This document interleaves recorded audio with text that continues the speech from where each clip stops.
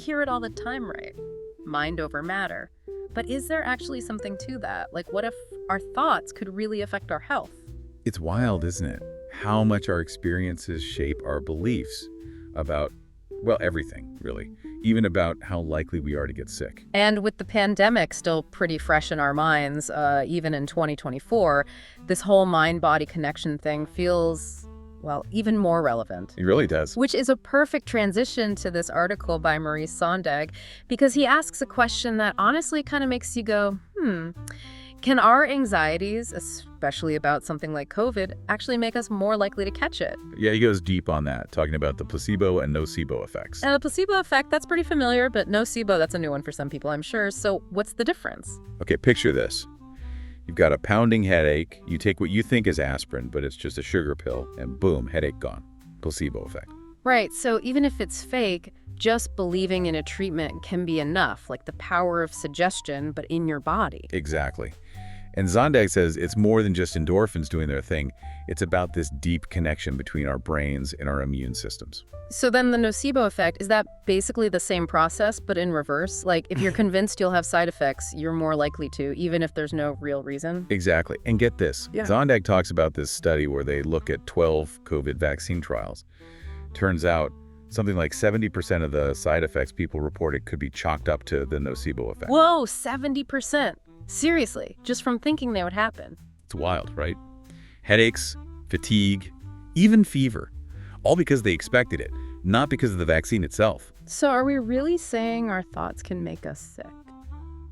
It's not quite that simple, but what we believe definitely has a powerful impact on our health, that's for sure.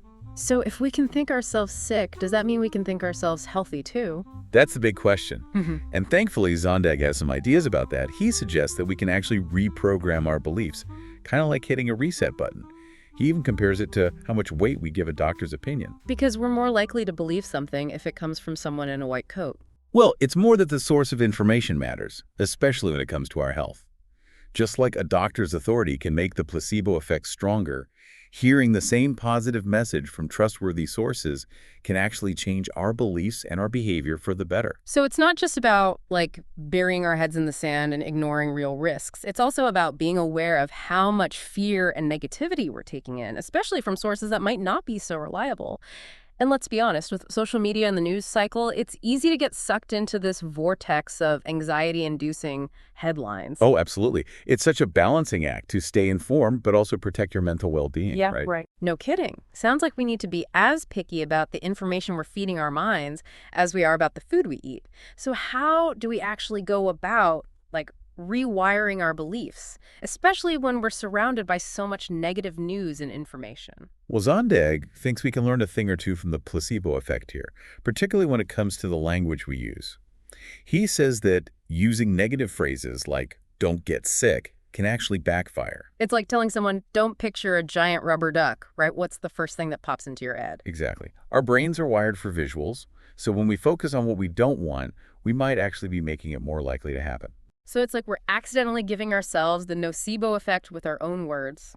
I know I've been guilty of that, especially during the worst of COVID. I'd be washing my hands, all paranoid, muttering to myself, don't touch your face, don't touch your face. And guess what I wanted to do immediately? It's totally a human thing to do. But the good news is we can train our brains to focus on the positive. Zondag suggests trying things like, instead of "don't get sick," say something like, "I am healthy and resilient." So it's about shifting our language, being deliberate about it to focus on what we do want, not what we're scared of. Exactly. We need to feed our minds empowering messages instead of fueling our anxieties with negative self-talk. This reminds me of something Zondag said in his article. He was talking about how every time we worry, it's like we're practicing for an illness that might never even happen. It's such a powerful way to think about it, isn't it?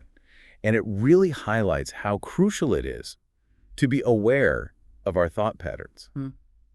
If we're always expecting the worst, it's like we're setting ourselves up for that very outcome. Right. It's not about pretending there's no risk, but it's about choosing where we direct our energy. And making sure we're surrounding ourselves with information and influences that lift us up instead of dragging us down. Remember that study about the 70% of vaccine side effects that might have been the nocebo effect? Just imagine if those people had been exposed to mostly positive stories about getting vaccinated. Who knows? Maybe the outcome would have been different. That's a really interesting point. It speaks to how much our social circles and the information we choose to consume can really affect us. If we're constantly bombarded with negativity, it's going to leave a mark. Zondag's point is that we can use this knowledge to our advantage. We can consciously create a more positive and supportive information bubble for ourselves. Choose sources you trust. Limit your exposure to fear-mongering media. And remember that you have a choice in how you engage with information. And this is where it gets really interesting because it makes you wonder, how much power do we actually have over our own health? Right. It's something we've all probably thought about, right? Especially after living through a pandemic. If what we think can really affect our health, how much control do we actually have? That's where things get really interesting. Zondag seems to think we might have more influence than we realize. He even uses this term, self-directed placebo, basically saying we can use the power of our own beliefs to get healthier. So instead of needing a doctor to give us a placebo, we can become our own placebo prescribers. You got it. Think about it. When we focus on positive expectations, when we keep telling ourselves empowering things, when we surround ourselves with good information, we're creating this kind of internal environment that just, I don't know, encourages well-being.